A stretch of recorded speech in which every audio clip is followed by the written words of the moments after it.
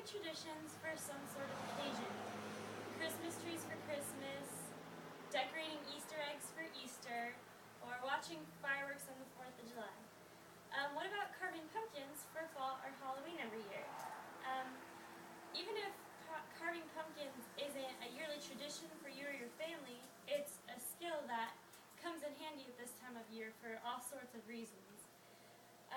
Pumpkin carving is something you can do with friends, family, relatives, and it brings people together for a fun activity.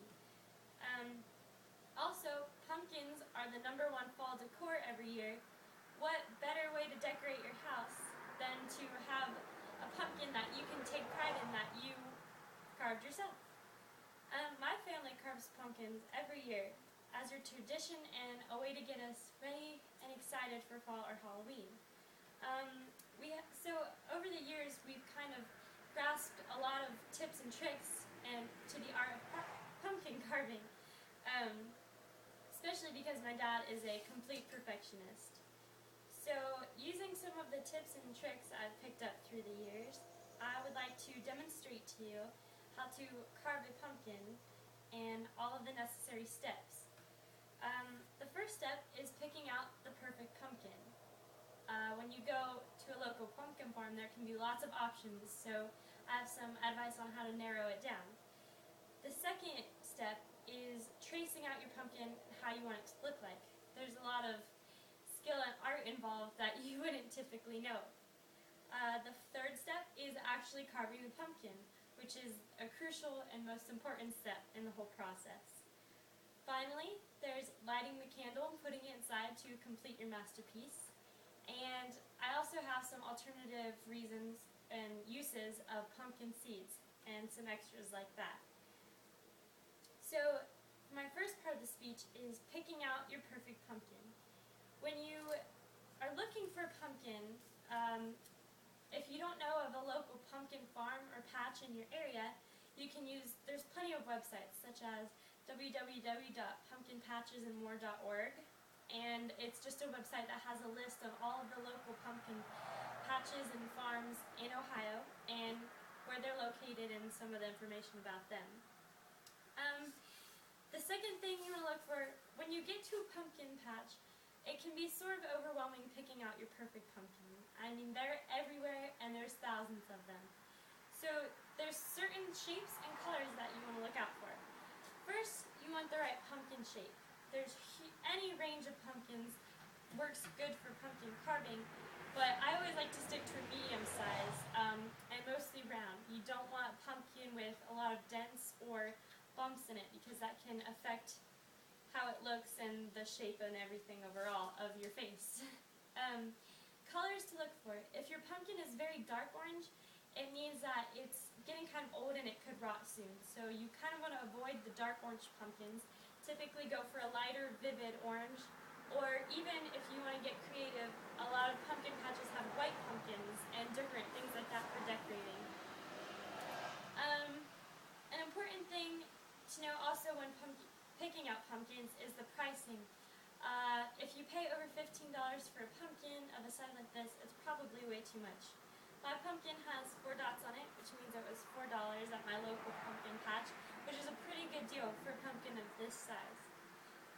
So, once you pick out your perfect pumpkin, the first thing you need to do is set up an area where it can get messy because pumpkin carving is not the neatest thing to do in the world. First, you want to trace your pumpkin. I always start out using a pencil because it's light and I'm not the most artistic, so it takes me a couple tries to get my desired face. So you want to trace out the areas where you want your desired face to be. The great thing about pumpkin carving is that you can make any face you want, any shapes and any dimensions, because it's all how you want it to be. It's completely unique, and that's one of the things I love about it, because even if I mess up, it won't matter. A very important fact to remember when tracing is to keep your facial features spread out. The closer they are, the less time that your pumpkin will last once it's lighting and stuff, because if they're closer together, it's more prone to rot easier in that area. So you want to make sure you spread out your facial features. After you get the pencil markings down, I typically use a Sharpie. You can use a very fine point or a fine point because the smaller the lines, the less they'll show on your final pumpkin. So I used a fine point Sharpie, just a black color. The first thing you want to trace is the top of the pumpkin because you have to be able to get in there and clean out the outside. And then your face that you've already created, your own masterpiece. After you've Sharpied the whole pumpkin, I've pre-cut my pumpkin and cleaned it out, so I'll just be demonstrating to you the process. I won't actually be carving it.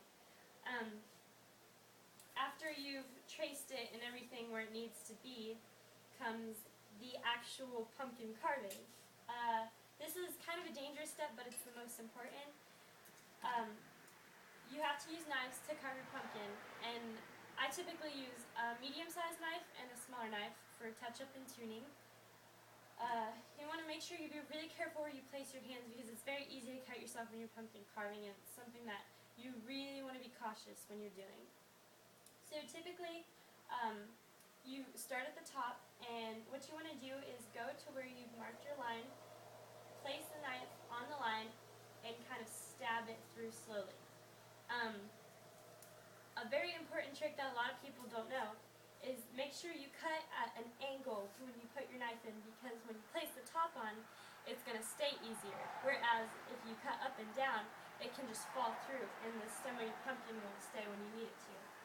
So at an angle, once you get your knife through, I always kind of saw it through because it can be kind of hard depending on the thickness of the pumpkin. You just kind of want to go in and out and saw your way around the whole top. Once you get all the way around, it should be pretty easy to just pull out. It comes off pretty easily. And you can place your top aside for now. Step 1 complete. The next few steps are just taking your knife and going over your facial features that you've pre-drawn out, and cutting around where they were. Same technique as the top, but you don't have to worry about going in at an angle. So I can just go ahead and pop mine out here.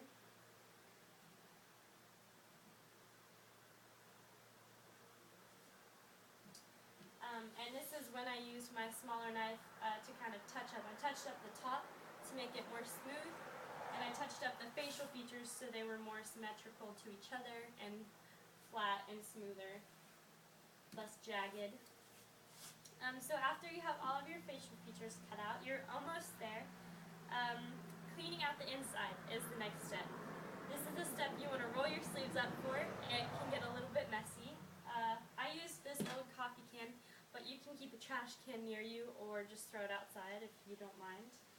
I typically use a ladle or a big spoon of some sort. You can use whatever you want, but these work easier because they've got the longer neck. You want to reach inside, and you just kind of want to get around. There's a lot of gunk in here to discover. Just kind of get in there, scoop it out, dump it in your trash until you've got majority of it. Sometimes it can be a little tricky and you may have to use your hands, but it's kind of fun to get messy when you're with your friends and whatnot. So after you've cleaned out the inside of the pumpkin, you have the option of saving the seeds of the pumpkin, which I have done, as you can see here. When you save your pumpkin seeds, we'll get to it later, but there's lots of uses fun things you can do with them. So, finishing touches, after you've cleaned out your inside, it's smooth and clean for the most part, you can light your candle for the inside. I typically use just normal tea light candles. They're pretty cheap. You can find them anywhere. They are small, but you can use big candles too because pumpkins aren't flammable. So before lighting it, don't light your candle first because it's easier to burn yourself. You place the candle inside where you want it. You can go straight down in the middle or a little bit more towards the front, toward the face, but either way it'll glow pretty much the same. So I've put mine in there. I always keep a rag handy because there's plenty of times when you have to wipe off your hands because pumpkins can be messy, like I said earlier. You can use matches. It's easier to bring yourself, but I prefer lighters, the longer kind, because it's easy to reach your hand down in there. So once you reach in and light your candle, you have a glowing jack-o'-lantern. I can place the top on here. and it is the perfect Halloween and fall decoration. You can, like I said, you can display these anywhere around your house, and it just looks like a symbol of fall and Halloween, and they're very fun. So back, like I said earlier, alternative uses for the seeds. You'd be surprised how many creative ways that people can use pumpkin seeds. There's two main things that they use them for, eating and health benefits. You may have heard of some of these foods. This is a list from craftingagreenworld.com, but they use it for roasted pumpkin seeds, just with a little bit of salt after in the oven, sweet potato soup with pumpkin seeds, warm pumpkin salad, trail mix of granola, almonds, various fruits, and pumpkin seeds, and if you have a sweet tooth, pumpkin seed griddle. Some of the health benefits of pumpkin seeds also that you may not have known. They have pulmonary ailments, which is for your kidneys, depression treatment, anti-inflammatory, lowers cholesterol, and can help kidney stones. Few lesson. So after you've baked yourself a delicious snack with the pumpkin seeds and carved your pretty pumpkin, I hope that you've learned some new tricks and tips for carving your pumpkin every year. And if you don't have it as a yearly tradition, I hope it inspires you to pursue maybe carrying a tradition like this, because like I said, they're fun for the whole family and a great get-together for people. So now that you know how to pick out the perfect pumpkin, carve your pumpkin, clean out your pumpkin, light your pumpkin, I hope that you have a great fall, and I brought some leftover pumpkin seeds for my audience. So prepared and roasted. So I hope you enjoyed the delicious benefits of hard work and fun, and